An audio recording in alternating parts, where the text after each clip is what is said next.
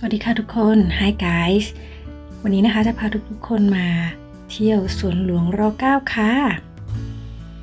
กรุงเทพนี่เอง Today I'm going to take you to see Ramanai Park in Bangkok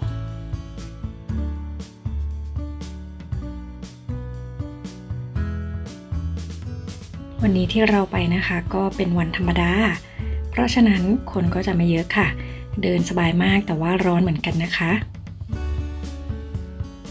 We came here on the weekday so it's not too busy and it's nice it's empty but it's quite hot as well นี่นะคะจากที่จอดรถนะคะก็เดินมาเจอเมสก่อนเลยนะคะมาเจอวกวนทางวกวนนี้ก่อนเลยนะคะเด็กๆก็จะชอบนะคะขอวิ่งเข้ามาก่อนเลยค่ะเห็นปุ๊บก็วิ่งเข้ามาเลยนะคะก็จะเป็นจุดแรกที่เราจะเห็นได้จากที่จอดรถนะคะ so here is a maze which is you can see from the car park once you got to the car park then you can just start from here especially kids love itสวนหลวงร.9 นะคะสร้างขึ้นเมื่อปี 2530 เพื่อเฉลิมฉลองในวันครบรอบพระชนมพรรษาของพระบาทสมเด็จพระเจ้าอยู่หัวในรัชกาลที่ 9 นะคะครบ 60 พรรษาค่ะ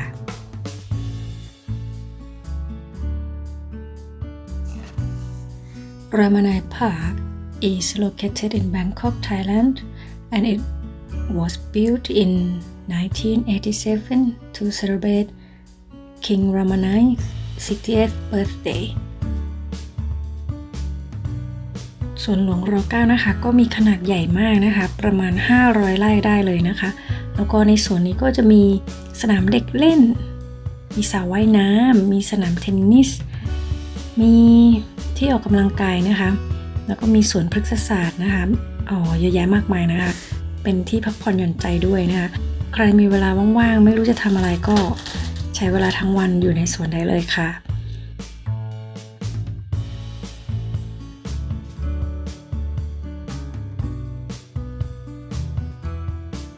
Ramanai Park is the biggest park in the city in Bangkok. It is about 500 rai or 200 acres, which is quite big. There is tennis court, swimming pool, playground, and a big lake, and many things that you can do there. You can spend a day there if you're free.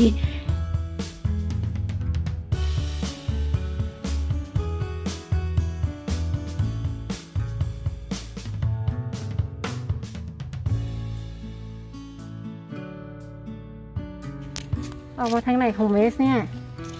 งงเลยโอ้ออกมาด้านนี้เราไปเข้าด้านนู้น มาเดินทางนี้ก็ได้เลี้ยวขวามานี่เลยเราไปเข้ามาทางขวาเราออกด้านหน้าเราเข้าด้านหลังเราออกด้านหน้านู่นพฤกษศาสตร์ไปดูพฤกษศาสตร์ไหมเนี่ยทางนั้นน่ะต้นไม้ดูปะ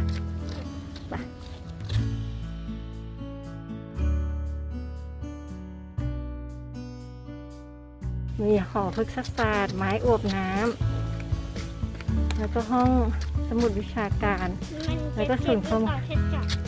นี่มันเป็นไอ้นี่ที่เจ็บปีมันเป็นไหนมันมาจากสวนนงนุชนี่นะมันไม่ถ้าจับอันนั้นจะเจ็บไหมคะถ้าจับตรงๆก็เจ็บอย่างนี้เหรอเพราะมันแหลมแต่ถ้าอย่างนี้ไม่เจ็บไม่ก็ต้องตามหนามถ้าเราตรงกับหนามเข้าไปดูข้างในสิต่อถ้าเข้าชมนะคะก็จะมีหลายราคาหลายแบบนะคะอย่างเช่นสำหรับคนนะคะก็คนละ10 บาทรถมอเตอร์ไซค์ก็5 บาทต่อคันนะคะรถยนต์ก็10 บาทนะคะตอนที่นกไปก็จะมีรถยนต์แล้วก็ตัวนกแล้วก็ลูกนะคะก็20 บาทนะคะทุกครั้งเลยเหมือนเขาไม่คิดเด็กนะคะก็10 บาทสำหรับนกแล้วก็10 บาทสำหรับรถยนต์ค่ะส่วนสำหรับรถบัสก็จะประมาณ30 บาทนะคะ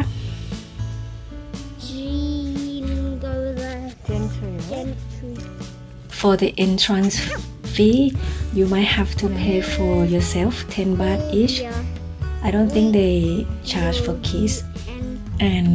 for motorcycle 5 baht, 10 baht for car, 20 baht for big truck, 30 baht for bus. And in the park ยกขา you can see stuff for free, like you can see plant stuff for free, and you can use playground for free. But if you want to use tennis court, it might be about 250 baht per hour. And swimming pool 80 baht for อย่าเดิน kids ออกนอกร่มสิ and ลูก 100 baht for adults. And also if you want to spend time in the boat, ปีศาจทะเล so ทรา then ย you might have to pay about 50 baht for half an hour. ส่วนค่าใช้จ่ายในสวนนะคะ ถ้าเล่นสนามเด็กเล่นหรือว่าสวนพฤกษศาสตร์อะไรพวกนี้ ก็ไม่มีค่าใช้จ่ายนะคะ แต่ถ้าจะถีบเรือในทะเลสาบก็น่าจะประมาณ50 บาทแต่ว่าถ้าใช้สนามเทนนิสก็น่าจะประมาณ250 บาทต่อชั่วโมงนะคะ ส่วน swimming pool นี่ก็ผู้ใหญ่100 บาทเด็ก80 บาทค่ะ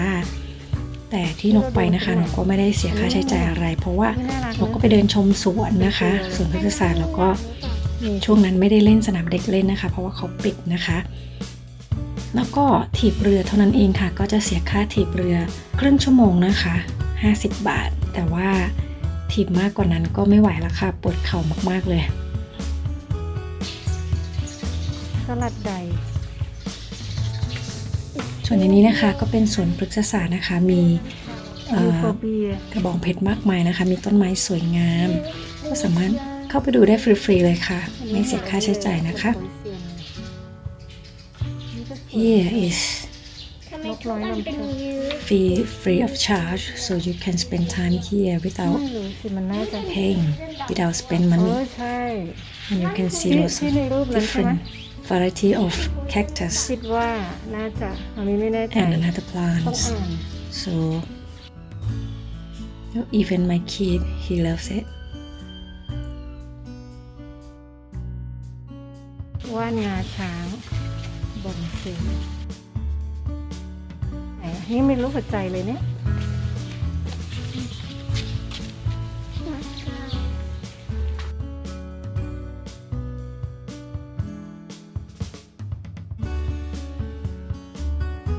นี่ไงใช่ไหมย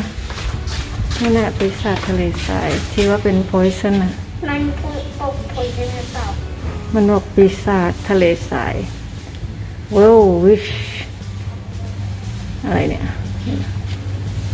มันมีพิษหรือเปล่า นี่มีนกที่อยู่ในสวนหลวง อันนี้เป็นพิษหรือเปล่า ใช่อันนี้ดาวินอาจจะเห็นนกแบบนี้ที่อยู่ในสวนหลวงเราจะเจอไหม นี่ก็เลยนั้นมีพิษหรือเปล่า อาจจะมีพิษครับดูนี่ น่า สิ ร้ายอ่ะ เนาะ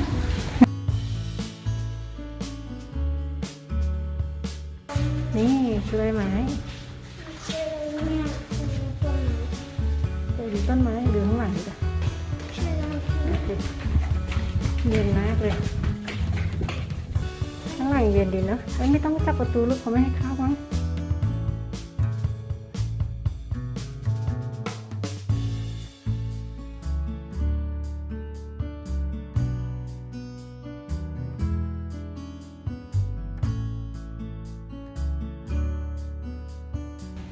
นี่น่ารักจังอะ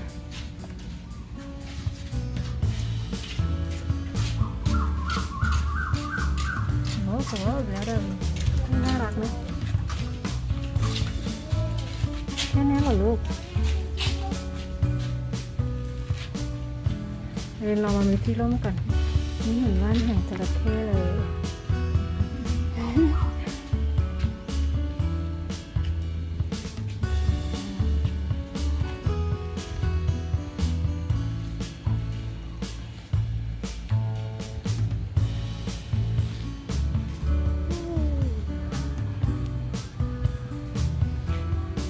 ครับผมนี่ไงลูกปีศาจเนี่ย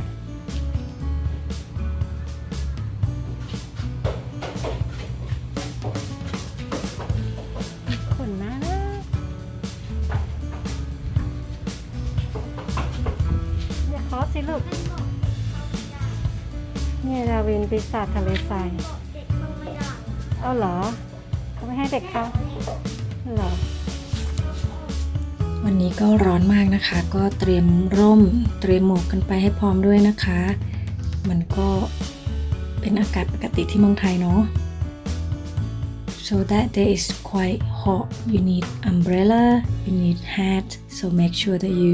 put sun cream on and don't forget water we try to walk along with shade because it's quite hot though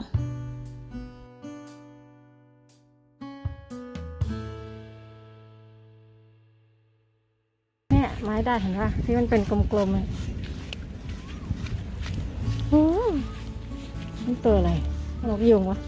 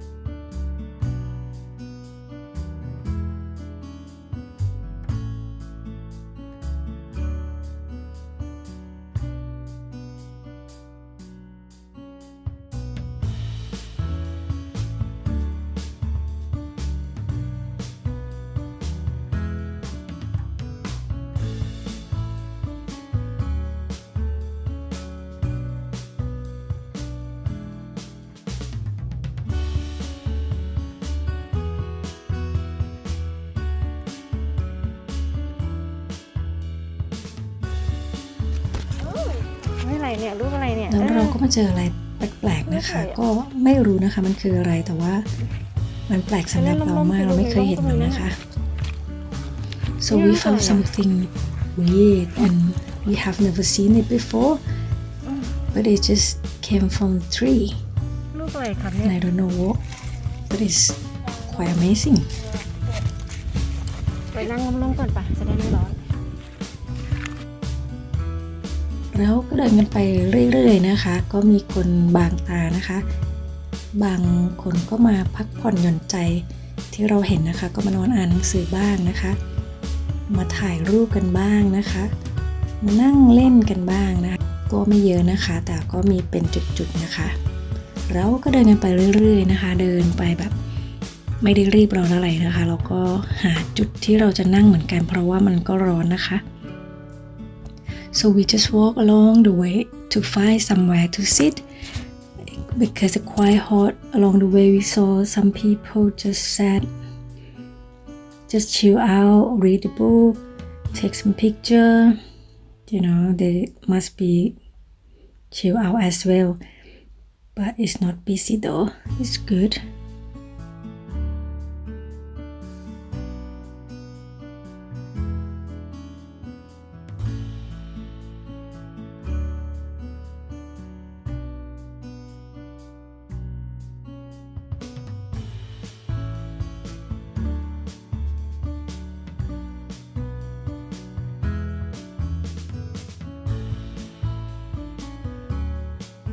โอ้มีโดมดาวินโดมอะไรน่ะโดมอะไรนั่นน่ะดู นี่เรามีว่ามีเคยเข้ามานี่แล้วมีจำได้แล้ว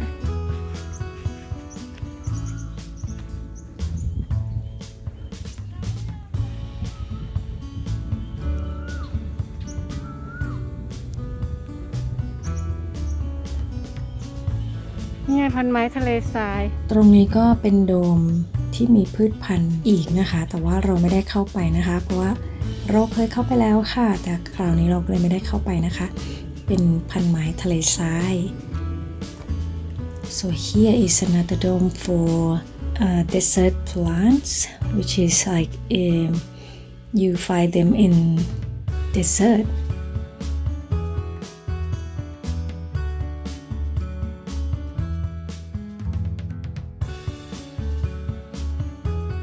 We need somewhere to sit in the shade, so we decide to sit down around here แล้วเราก็จะหาที่พักกันแถวๆนี้แล้วค่ะ หาที่นั่งกันก่อนนะมันร้อนอ่ะ แล้วก็ให้เด็กได้พักเหนื่อยด้วยนะคะ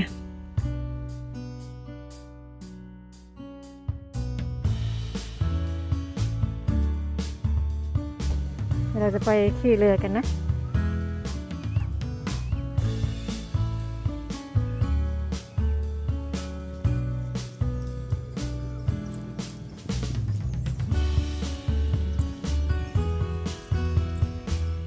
พอหายเหนื่อยนะคะ เราก็เดินกลับไปหาที่เรือถีบนะคะ เพราะว่าเด็กๆก็อยากจะถีบเรือด้วยนะคะ ทีนี้มันก็ต้องอ้อมนิดนึงเพราะว่ามันโดนขวางด้วยน้ำคลองนะคะ ก็เลยต้องอ้อมไปที่ถีบเรือ เราดูอะไรเนี่ย Now we going to find the paddle boat. My kid wants to paddle. But we have to walk across. We have to cross the canal to get there. So basically เห็น it's ไหม another long walk. It's okay. มันเป็น We ใบ have บัวลูก a day to spend. ระวังเดือคุณลุงด้วย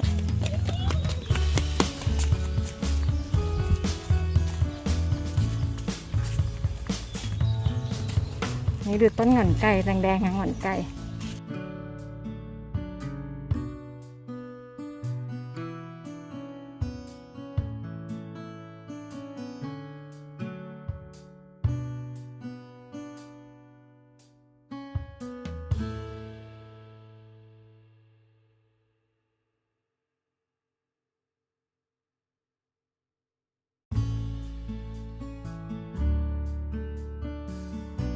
มีสนามเด็กเล่นด้วยนะ แต่ว่าเข้าไม่ได้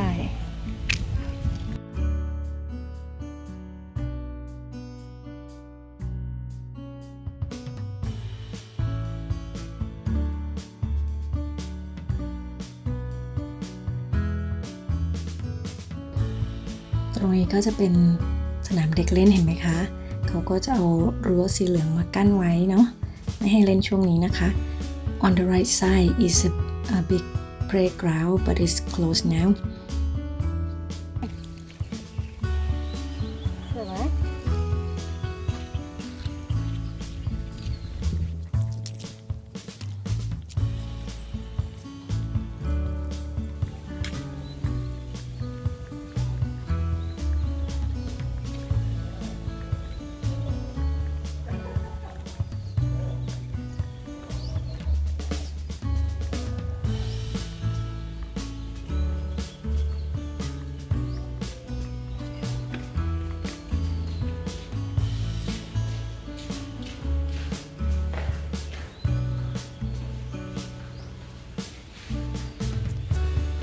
ตึกตรงนี้คิดว่าเป็นตึกที่สามารถจะจัดนิทรรศการอะไรได้นะคะพวกนี้